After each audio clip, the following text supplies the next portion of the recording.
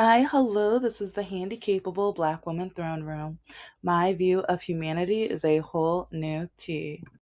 Hi, hello. How are my lovelies, my beauties, my royalty? Oh, okay. So the weather's getting a little better. I don't even know if I uploaded all the videos while it was raining. And yeah, we do need the rain. Yes, we do. Especially like I was thinking of starting the garden today actually, but let's just say some gray sheeps. Yeah, just I need to do some more gray sheep episodes, especially with how my life is going on right now. But yeah, we are going to talk about a mixture of black people, Black Lives Matter, some mental health and politics, and Zara. And now, in my opinion, Zara needs to be the next target. Black women, we need to put Zara on the list as we're not going there. We're not like, since they think we're stealing from them anyway.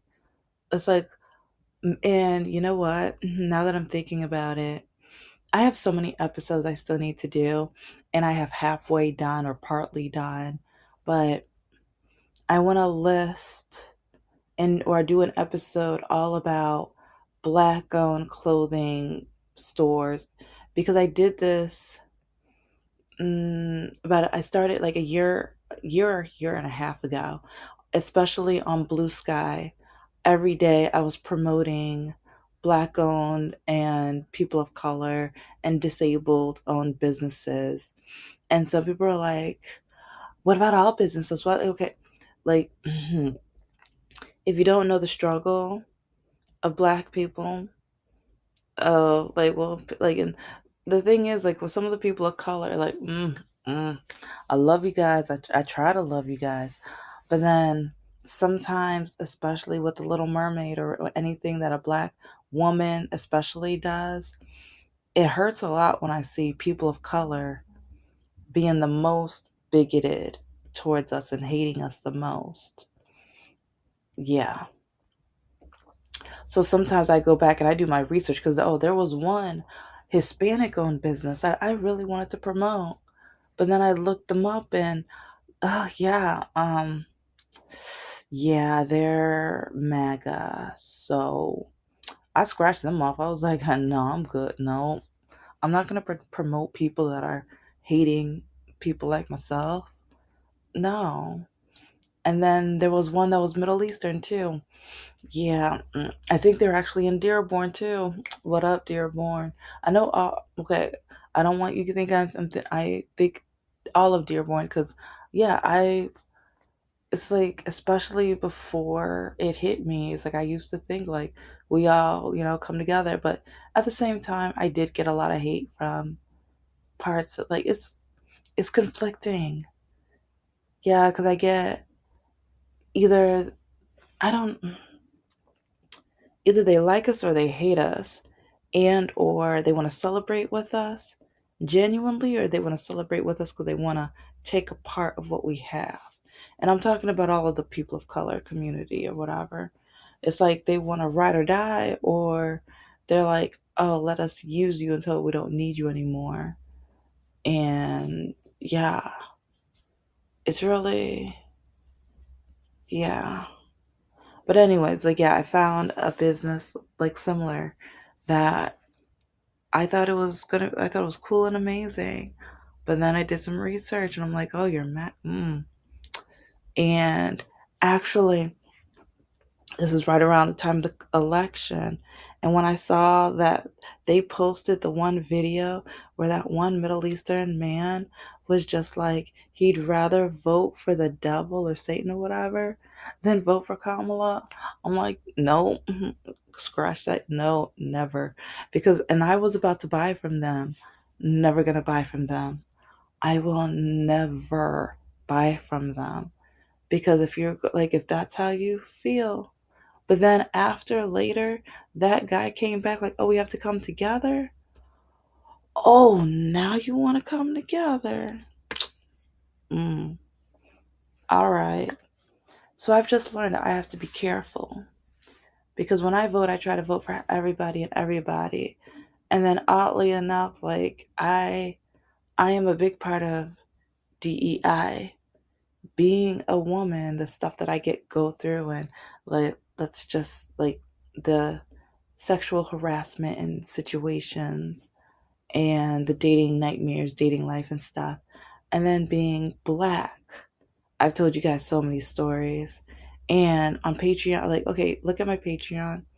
I have so many screenshots, and I have so many more, especially River of Racism to post.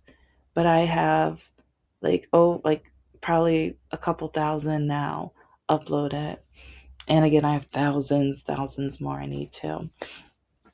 But anyway, oh, and some of them look like duplicates, but they're not. And like some are just to show and prove that they are not. Like, I'm so glad I did this. I didn't know why earlier. A part of me was just like, let me get another angle. Let me get it with another advertisement. Let me get this. Let me get that. And now I'm like, oh, it's probably to verify that all of these are real. And there's some that I hate that I'm going to have to edit, but I don't want like, I am very petty, but I won't show their addresses. I won't show their phone numbers. I won't show certain information. And I deleted some that, because I don't want to out them. But yeah. I would say, yeah, check it out. There's some for free. There's $2 and $4. So, yeah, it's like I want to make sure that the disability community is able to afford and join in and stuff like that too. So, but anyway,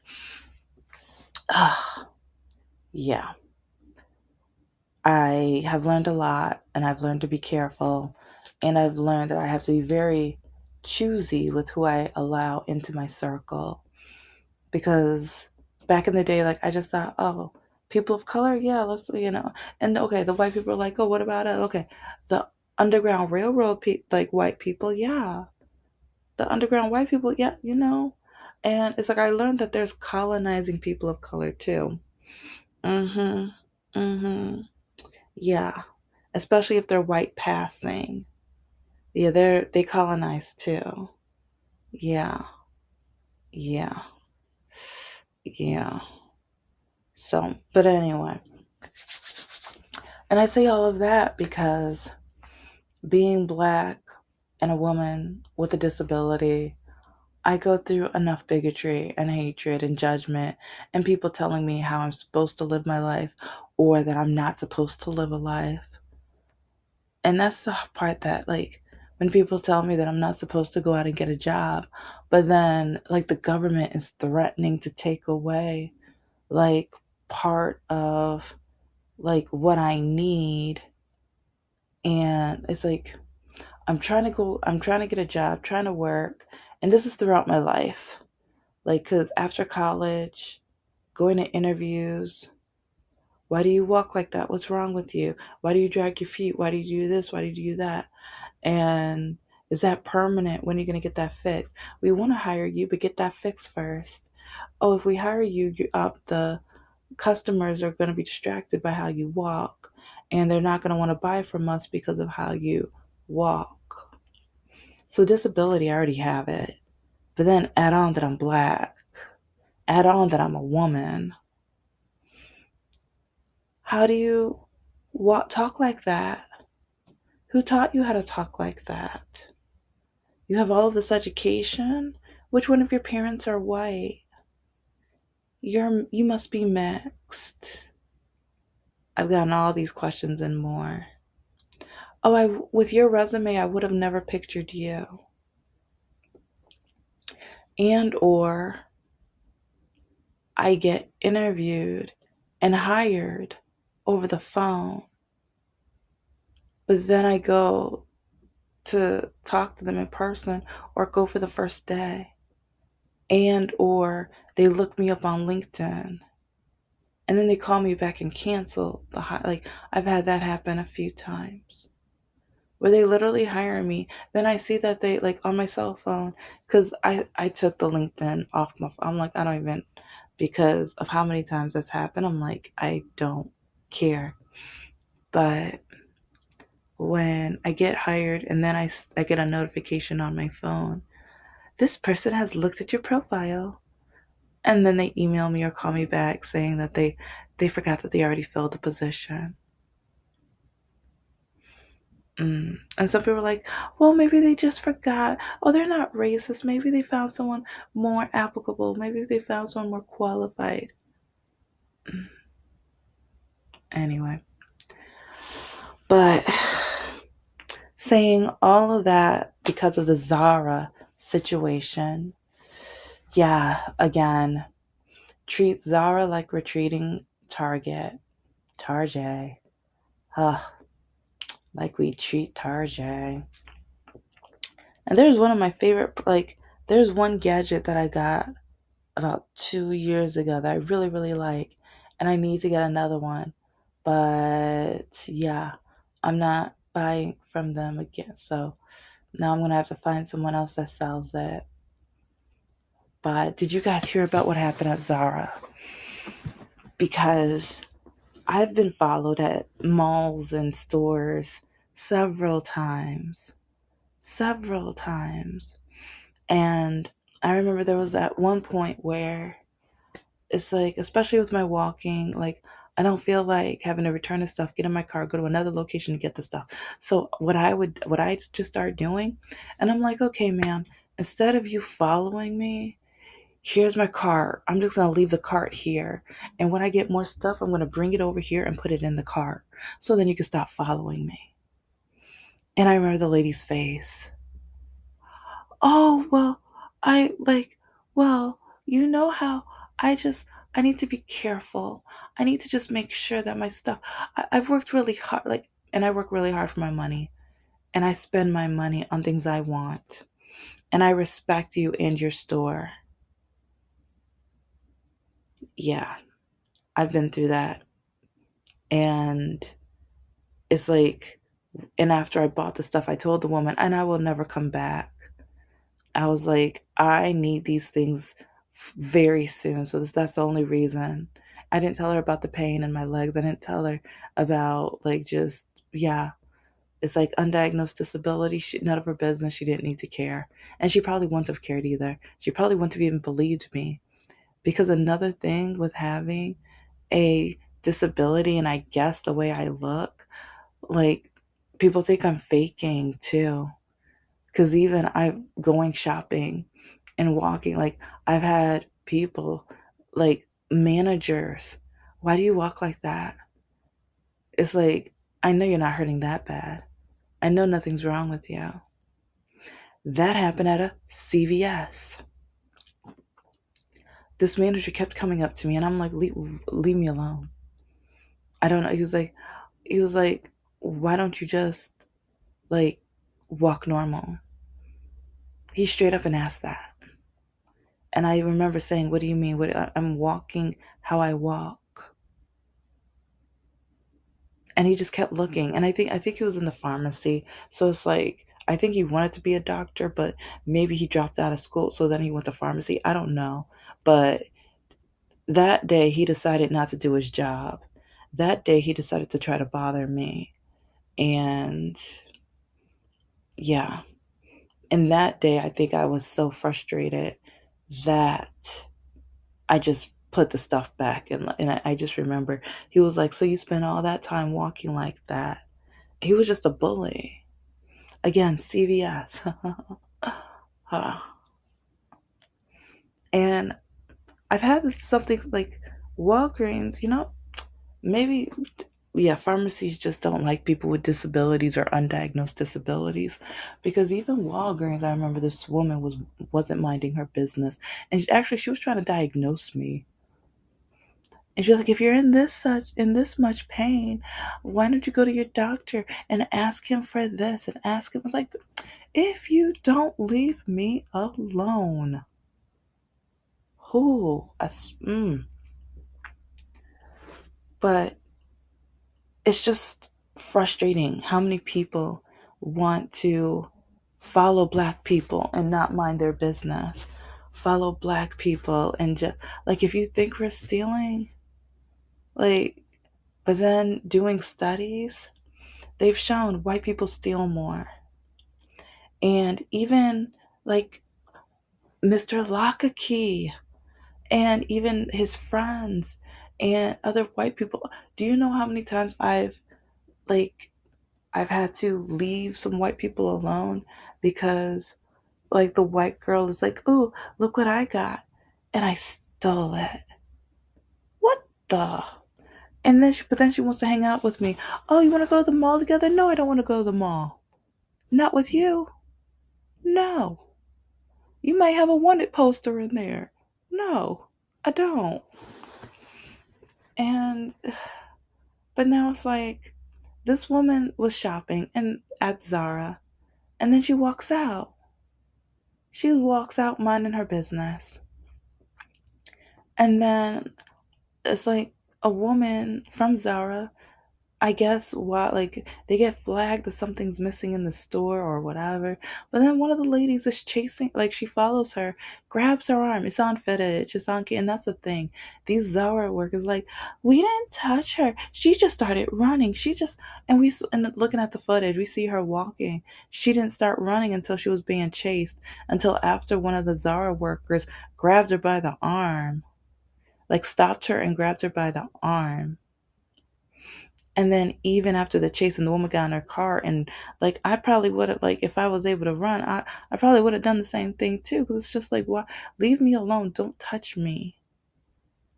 It's like, and this is why like the whole Black Lives Matter, because situations like this, it's like we're getting chased and then they're still like, oh, well, we still think she stole it. Oh, you didn't find it in her car? You didn't find it in her bag? Oh, she probably threw it away.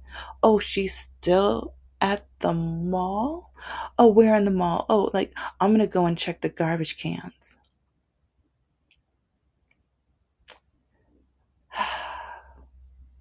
But this is how a lot of people see us. They don't want to see us as the Little Mermaid. They don't want to see us as vice president. They don't want to see us as any type of leading positions. They don't even want to invite the black farmers at the farmers meetings.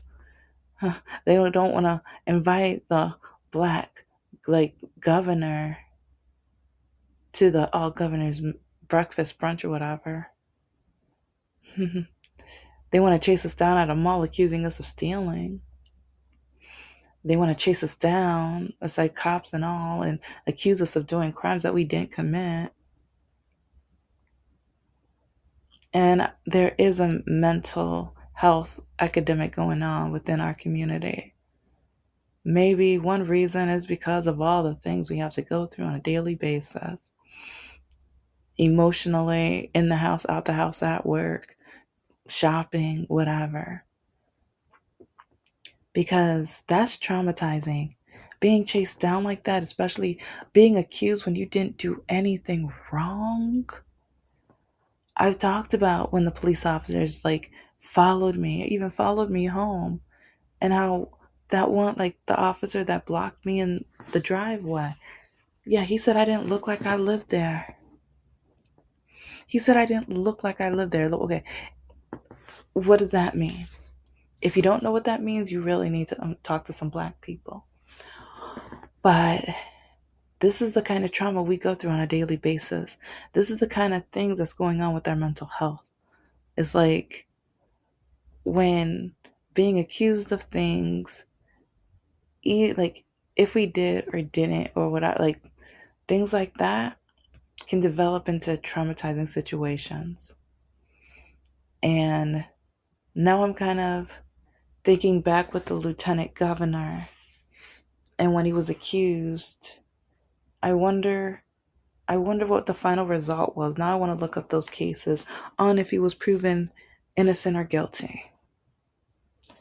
But then that also makes me think about Michael Jackson. And like I talked about that a couple months ago because there was a documentary especially about the young boys and how they were like, no, he never did anything wrong to us. He was trying to save us. He was trying to help us. But everyone kept accusing him.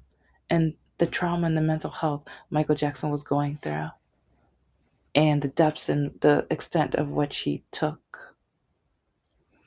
But this is how, like with the Black community, we really need to come together. And even with shoplifting, it's just like, you guys, like white people shoplift more, like, mm-hmm. And it's really funny the location. Like, I'm not gonna say my community doesn't, but sometimes I think it's really amusing how, even like with back to Mr. Lakaki and his friends, they would say which locations they would be able to shoplift at, and or how they used to go to certain ones, and or how one of them was like told a story about how they were out with a black friend and how they were the one stealing, but then they accused the black person they were with, and even got called back and patted down, or like the police or whatever, and they got patted down and they found nothing on them. So but they didn't look at the white person.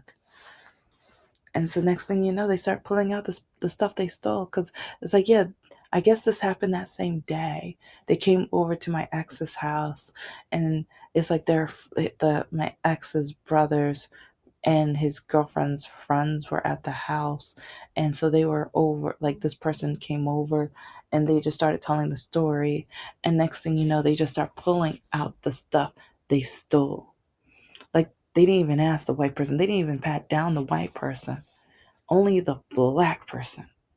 Because oh yeah, black people, we steal, we're violent, we're the like they always want to shape us as such, like the most negative being.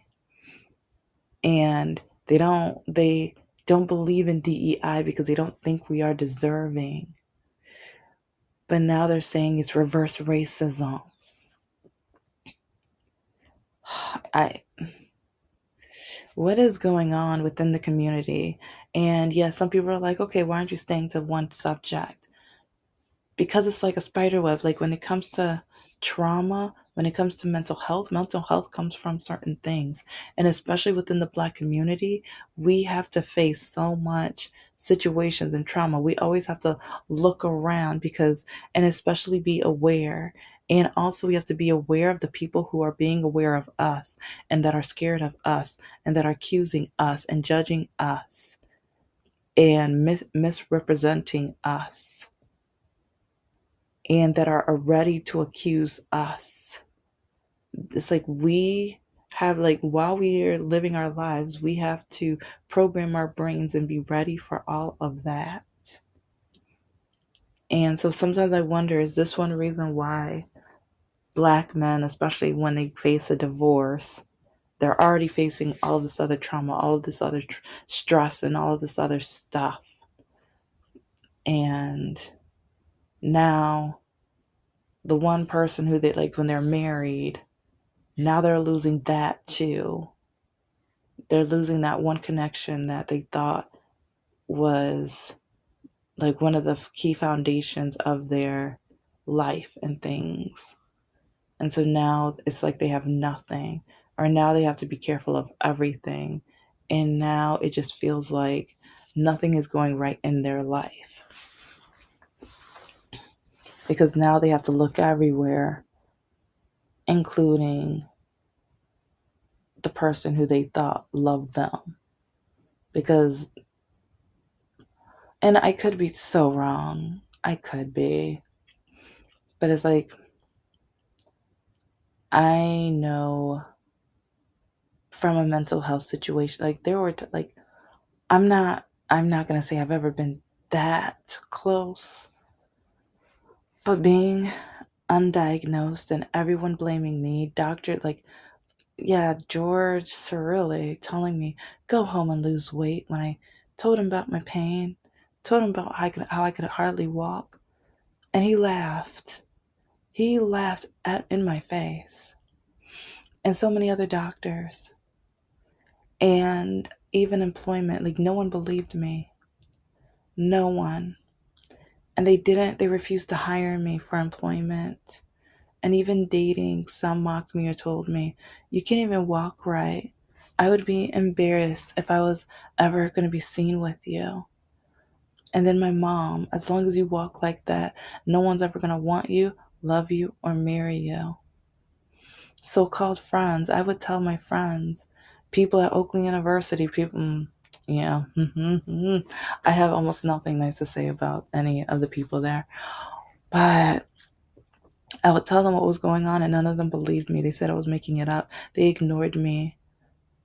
And yeah, they treated me like I was worthless. Oakland University is a, yeah. So just imagine, like, so this is one reason why I'm saying the hypothesis, because while already facing all of the judgment and the ridicule and the torment and being put down and being told I was a liar and being told, oh, she's lying, she's making it up and she wants attention. And then being spanked and ABUSC. And so, like, I've told you guys a lot. I didn't even tell you half of the like types of ways my mom used to ABUSC me. So I still go through, like, yeah. And so mental health, and it's the brain works in mysterious ways. The brain remembers certain things in different, like, so even sometimes when words are repeated in your past, you remember those same words but in different context, can be traumatizing or can send you back to that time. And again, it can be traumatizing. It can be horrifying. And so I I can't stand what is going on within the the mental health of the Black community. But at the same time, I understand the pain and the struggle and the mental health and the need for therapists and things, right? Because with everything that we have to face on a daily basis, with the memories that we have to go through and the things we have to be aware of being Black, and like when Republicans all of a sudden, like, all lives matter, they don't understand how it feels. They will never understand how it feels.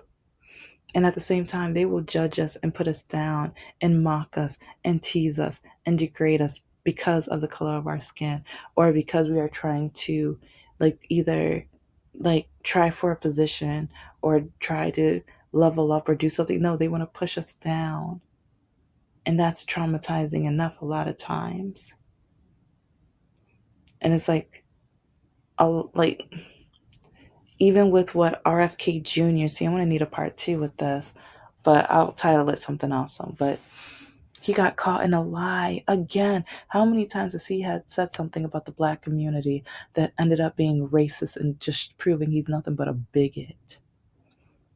How much of the Orange Man crew or people have said or done something absolutely racist? And how many things has our own president done that's racist? And they want to turn around and say all lives matter because they're like, no, push us to the side, shut us up, make us be quiet. But then we wonder why our mental health is the way it is, because no one wants to listen to us, no one wants to care about us, no one wants to include us. And it's just RFK Jr., it was in recording of what he said. But he kept saying, and the way he talked to that Black woman too, and even the way he talked to that Black man when he would try to tell him to calm down. That little boy, I'm talking about RFK Jr., that little boy better recognize Black people are tired of the foolishness and the stupid, idiotic bigotry that's going on in this country. Our mental health is on the line. Thank you so much for listening to the Handicapable Black Woman Throne Room. I am a woman, I am of color, and I am handicapable. But most importantly, I am human and you're human too.